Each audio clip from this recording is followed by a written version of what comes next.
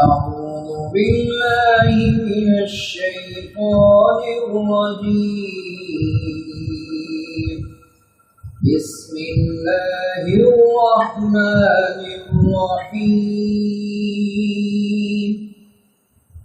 ألهاكم التكاثر حتى زرتم المقابر كلا سوف تعلمون ثم كلا سوف تعلمون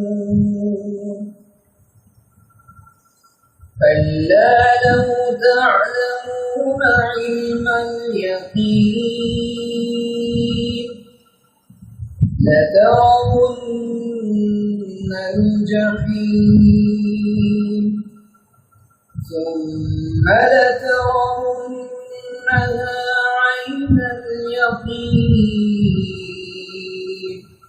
ثم لتسألن يومئذ عن النعيم. صدق الله العلي العظيم.